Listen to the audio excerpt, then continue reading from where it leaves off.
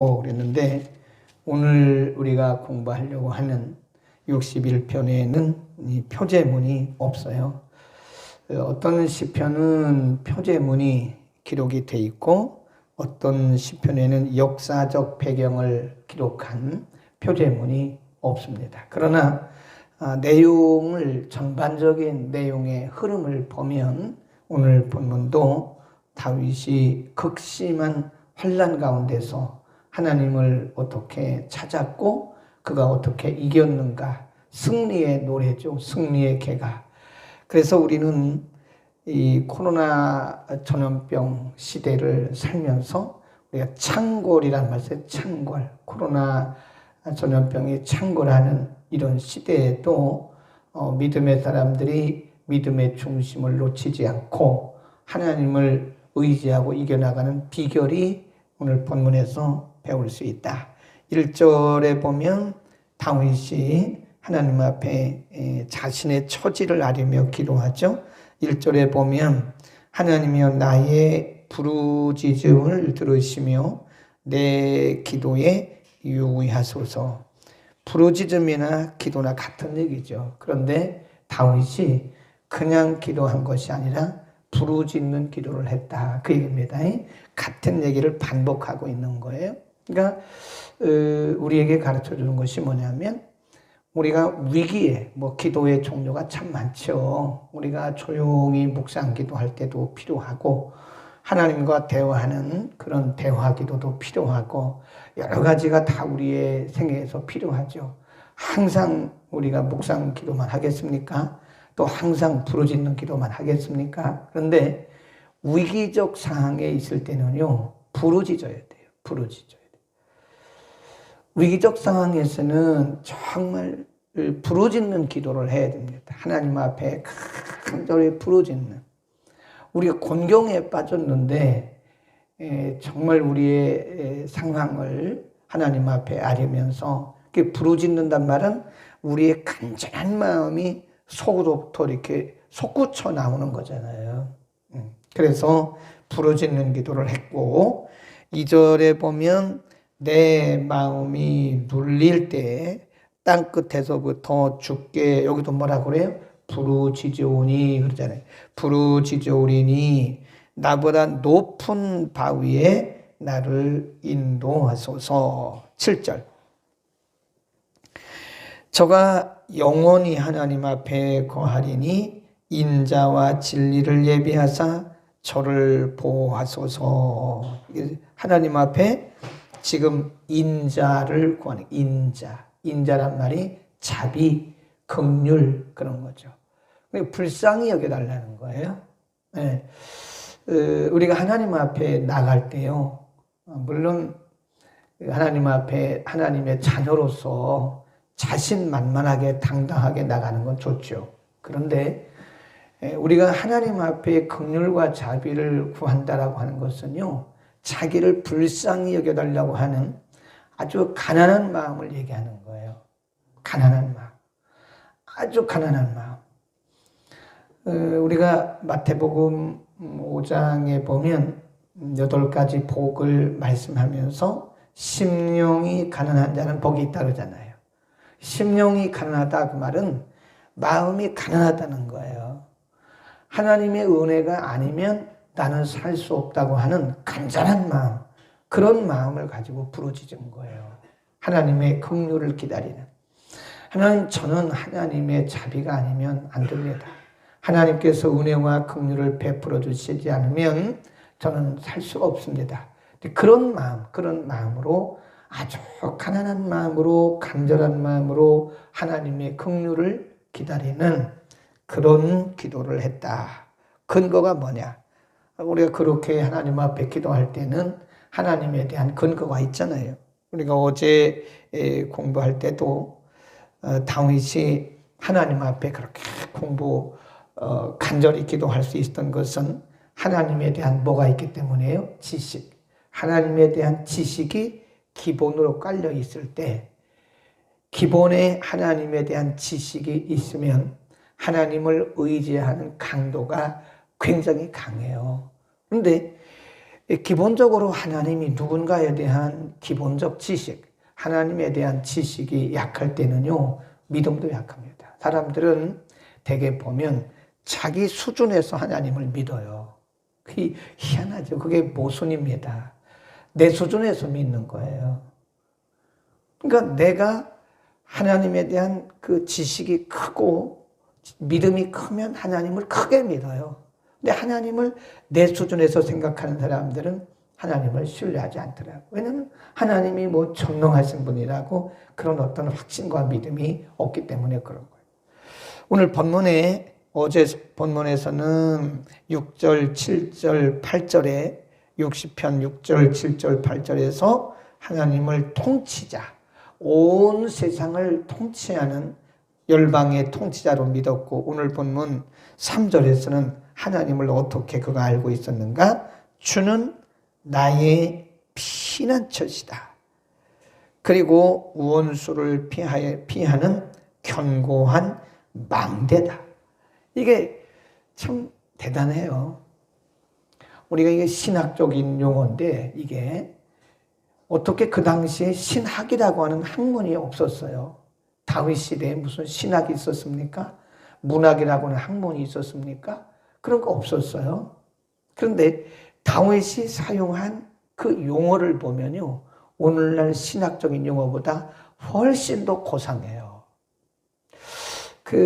이것이 바로 하나님을 아는 지식이다 그러는데요. 어떤 때 보면 참 신기해요. 저 사람이 어떻게 그런 용어를 알지? 그 영적인 용어, 성경적인 용어, 이런 용어는 잘 모릅니다, 일반적으로. 그런데 지금 다윗이 어떻게 이런 용어를 썼냐 이거예요. 하나님에 대해서 다양한 표현을 해요, 다윗이 보면. 그래서 이 다윗이 영성이 참 깊은 분이었다.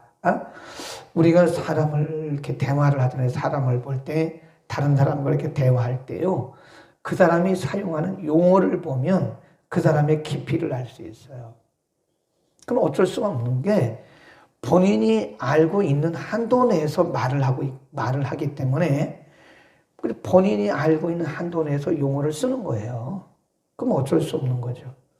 네, 그래서 이게 영적인 사람들은 어디서 배운 것도 아닌데 그런 용어를 쓰더라고요.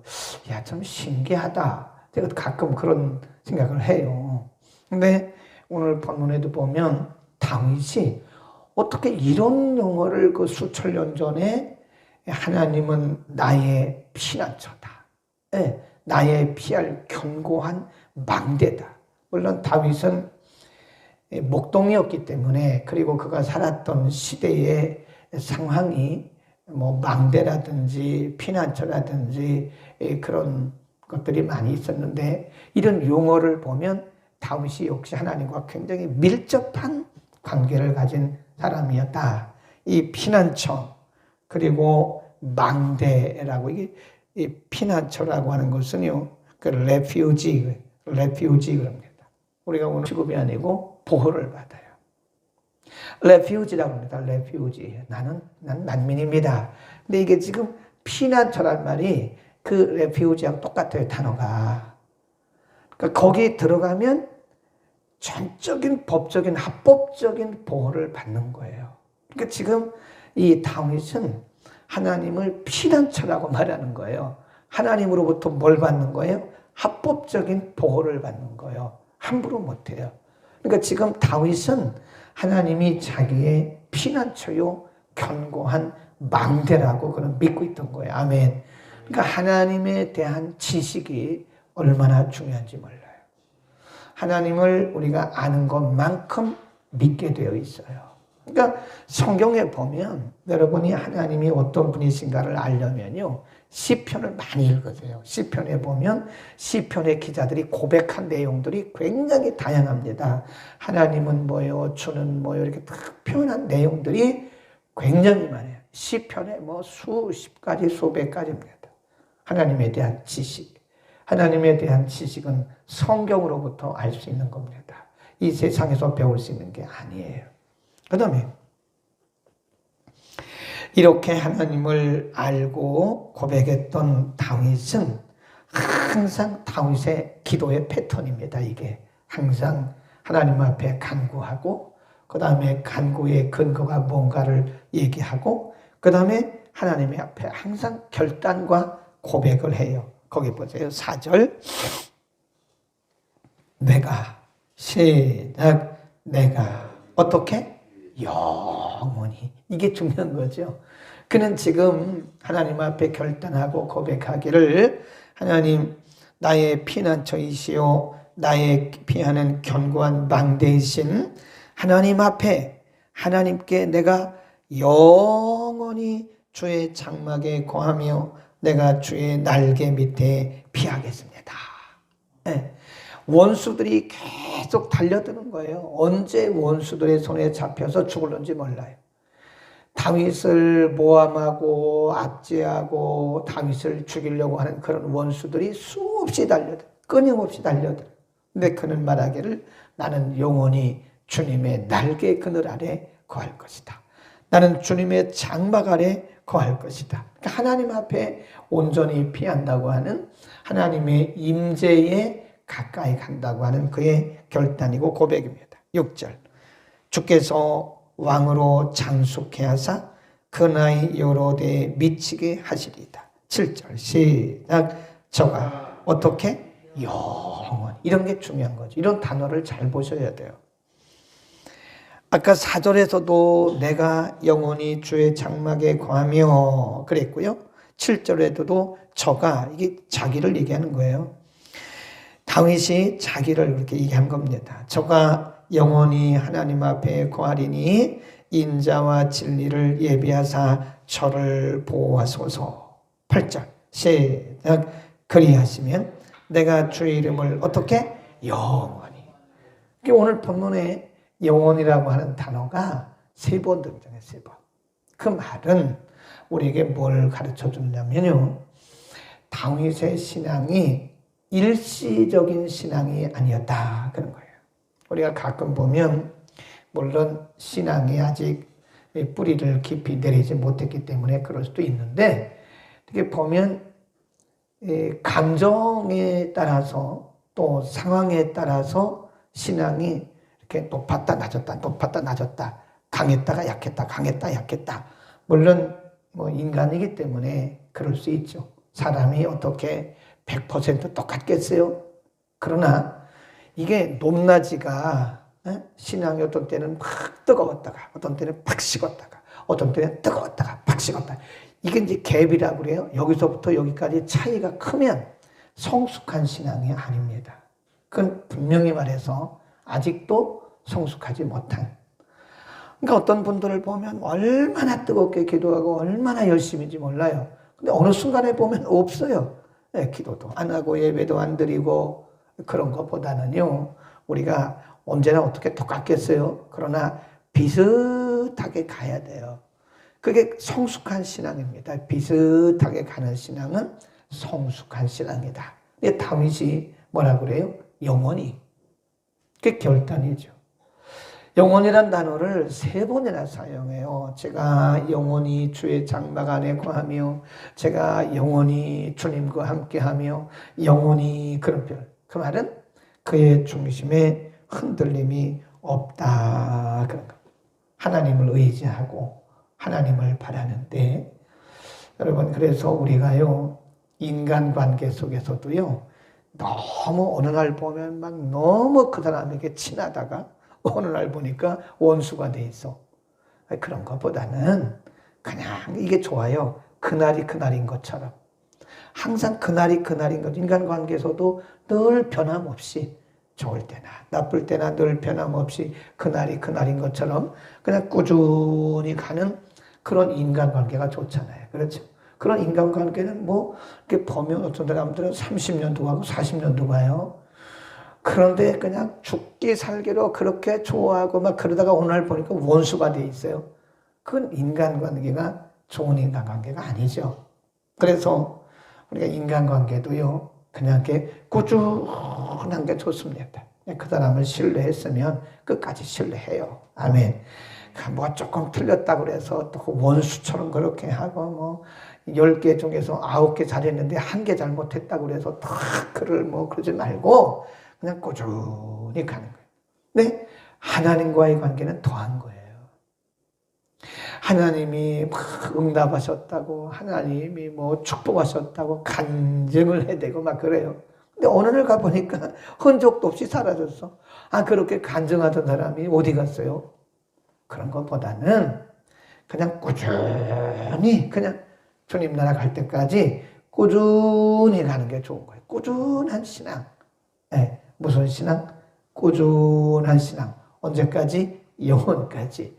그게 건강한 신앙인 것입니다. 응?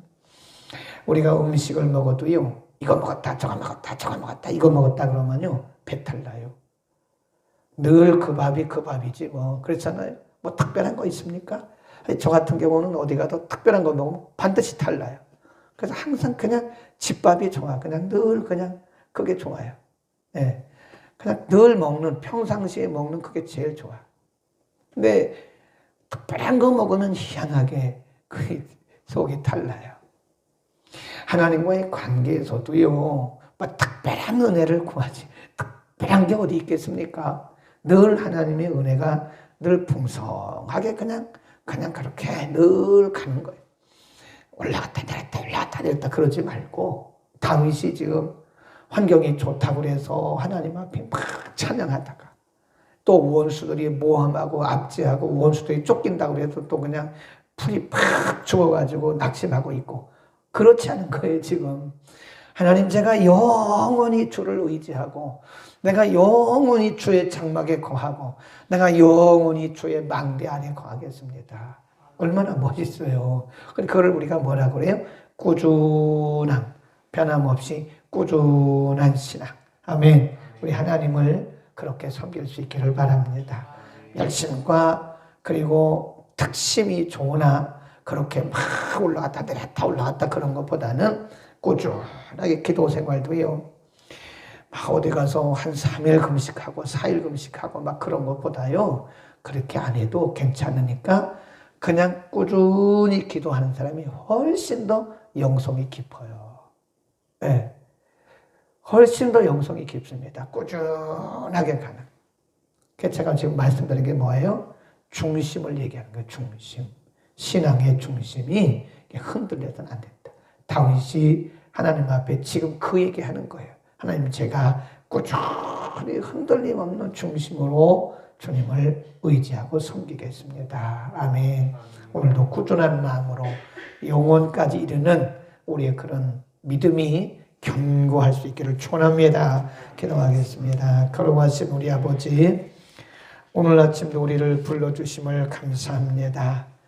다윗이 원수들의 압제와 모함과 원수들의 멸시와 죽음에 이를 만큼 심한 고난과 곤경과 위기 가운데서도 그가 들레지 아니하고 방황하지 아니하고 하나님 견고한 망대로 삼고 피난처로 삼고 영원히 여호와의 장막에 거하겠다고 고백하면서 부르짖었던 것을 오늘 우리가 상고했습니다.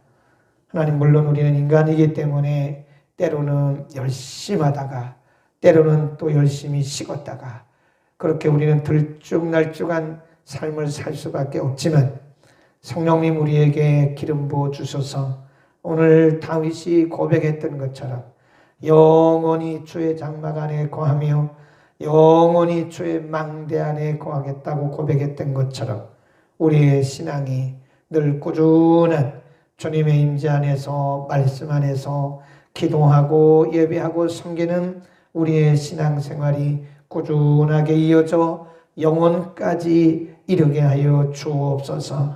흔들림 없는 믿음의 견고한 중심을 주시되 견고한 피난처요 견고한 망대이신 우리 주님을 붙들고 늘 승리하는 우리의 삶이 되게 하여 주옵소서. 흔들리고 연약한 심령들에게 견고한 믿음의 중심을 허락하여 주옵소서. 우리 모두가 주님 오시는 그날까지 견고한 믿음의 반석에 서서 뿌리를 깊이 내린 열매 맺는 견고한 믿음의 사람들이 다 되게 하여 주옵소서. 예수 그리스도의 이름으로 기도드립니다. 아멘.